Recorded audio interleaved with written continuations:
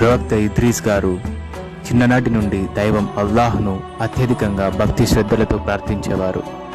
ఎంతోమంది ప్రజల్ని ఈయన దైవ మార్గంలో నడిపించారు. అలాగే ప్రతిరోజు ఎంతో నిష్ఠలతో ఉపవాసం ఉండేవారు. సాక్షాత్తు దైవం అల్లాహ్ మెచ్చిన ప్రవక్త ఇద్రీస్ గారిని కలిసి మాట్లాడాలని మరణంను ప్రసాదించే దైవదూత అయిన ఇజ్రాయిల్ గారికి కోరిక కలిగింది. దైవానుమతిని తీసుకొని ఇజ్రాయిల్ గారు ఇద్రీస్ గారిని కలిశారు.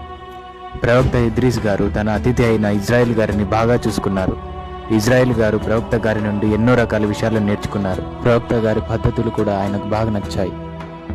ప్రవక్త ఇద్రీస్ గారు ఇజ్రాయిల్ గారిని కనిపెట్టేశారు. ఆయనకు మరణాన్ని ప్రసాదించమని, మరణ జీవిత విశేషాలను తెలుసుకుంటే దైవం మీద ఇంకా విశ్వాసం పెరిగే అవకాశం ఉందని ఇజ్రాయిల్ గారితో చెప్పారు. అప్పుడు వారికి నీకు అనుమతినిస్తున్నాననే ఆజ్ఞ వినపడింది. వెంటనే ఇజ్రాయిల్ గారు ప్రవక్త ఇద్రీస్ గారికి మరణాన్ని ప్రసాదించి తిరిగి బతికించారు. తరువాత దైవాజ్ఞపై ఆయనకు నరకం మరియు పుల్సిరాత్ను చూపించారు. అలాగే స్వర్గంను కూడా చూపించారు. ప్రవక్త గారు అక్కడే స్వర్గము నీటిని తాగి ఒక చెట్టు కింద కూర్చొని ఉండిపోయారు.